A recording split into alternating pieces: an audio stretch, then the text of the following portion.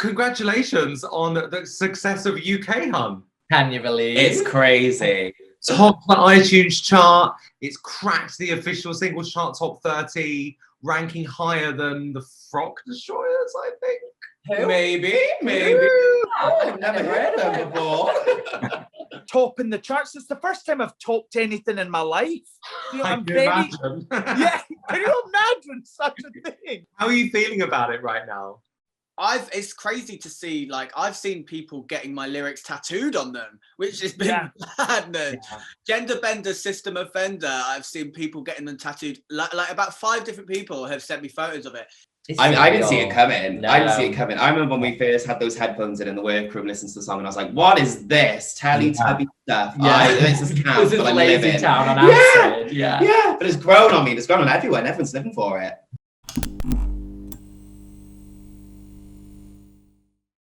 I'm just waiting for my Mercury Prize for Songwriter of the Year. Yeah. I'm kind of waiting for. And I think it's just been incredible to kind of hear it on the radio. It's just such a silly, happy, fun song. Is that why you think it struck a chord with the British public? Because it's just so joyous. The great thing about the song, it's not an emotional ballad. It's something cheesy. It's something fabulous. It's pop, to the max. It's Eurovision.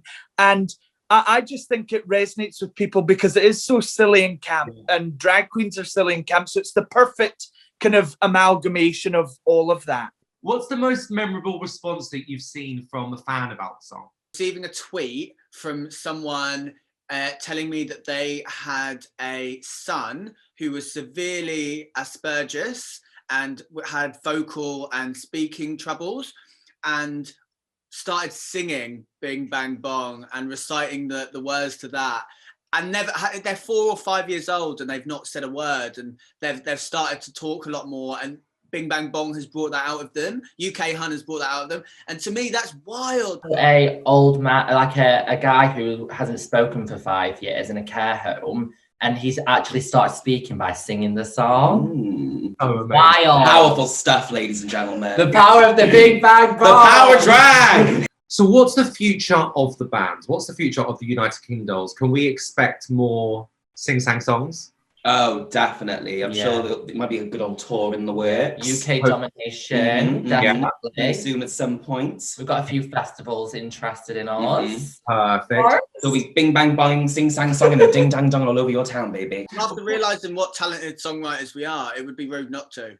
Absolutely. You said the Mercury Prize is a possibility. I think Grammys. The Grammy, 100%. Why do you feel like you worked so well as a group, the 4 of you, as opposed to Banana Drama? Well, I said it on the show. I think, we had the nerve, the talent, the humour, the intelligence, the beauty, and the grace, What a mix. The other group, they were just giving you, Centre Parks, Butlins vibes, but we came in there, Pussycat Dolls, Flea Nerve, and we came to slay, and that's what we did. I think we worked so well as a group because we're so different, but we get it. And I think that was a big thing. Like, I think we just, as a group, gelled, and like we can take the piss and have fun, and it's not be so serious. And that's what Eurovision's about, really. Like, it's a catchy song, performance, but it's also if you can let loose and have fun, which is something that we did. And watching it back, it was so joyous to see the effort, because we done it so quickly, but we worked so well fast, and we uplifted each other. And when people felt like they weren't getting something or felt a bit like we were working through it together, and I think that's what makes an iconic pop group. Totally, there was like a good group dynamic then. Oh, it was amazing dynamic. Like, I obviously was the team captain of that challenge, so I got to pick the girls, and I wanted to go for a really diverse range of people that I'd not worked with before. So you'd not made your mind up about, well, she's a bitch, or but I just wanted to go, you seem like you'd be amazing in a girl group. And it worked out. And I think that was the key as well. Even when it came down to choreography, Tayce lifted us up and said, whatever you can't do, let me know so we can fix it. And it's perfect. Totally. And it was pretty amazing. Yeah. Do you know, I'd love to see a chart battle with the Frock Destroyers. Again, Frock Destroyers. Can you see that? Do you think there'll be rivalry between the two bands? There already is. No. Yeah. Who charted higher? Well, I think we did. Oh, okay. I think we did, yeah. It's I think not about that, but is it? yeah, don't fact check me, Yeah. but Don't fact check me, but we got to 25 and they got to 35. But don't fact check. I'm not. But right, okay, right. You both very quick fire individual questions. I'll start with you, Lawrence. okay. We saw you struggle with the dance routine a bit. Have you been practicing so that when you go on tour, when things open up, we can see you do routines? Yeah, I mean, this is the thing. I never thought of myself as a dancer or a singer. Yeah. And I realised on the coronavirus break, I love it, it's very fancy, the COVID break. Yeah. I realised that's what held me back. So that's why seeing that I can do it now, I'm like, oh yeah, we can do that. We can do anything. So definitely. And you're this season's comedy queen. Hit us with your favourite joke. My sex life. Oh, same piss, same. Yeah, well, we all relate to that now, Yeah. COVID. Okay, A'Whora, when we first saw you sing for Bimini, it sounded a bit more like moaning. Bang, bang, bong. Sing, sang, song. Ding, dang, dong. Sing, sang, song. Ding, dang, dong. Was Bimini a big help sort of getting the tone right? Yeah, I mean, what the funny part is like when we watch it back and we watch that was when he was like, right, just do your ad lib. He was like, just do whatever you want to do. So that's when I'm going, bing bang bong, like just doing all of that. He's blaming the edit. Okay, right. Edit, girl, I am a vocalist. Yeah. And you're both still living together, aren't you? Yes. Has the sexual tension simmered down since you were in the workroom? Jodie, wind your neck in, girl. Both been bang bonging happening at home. Dude, what you can't see right now is where we're resting this laptop, there's a giant stripper's pole. And we're not lying. Right here. Right here. I love. You don't even know about half of it. Has it calmed down a bit now, the trolling? Because I know you were getting it quite a lot at the beginning of horror. Yeah, mine was horrific. Yeah. From episode 1 to 3. Right. You know, I remember sat there like not even being able to eat for 2 days because it was that bad.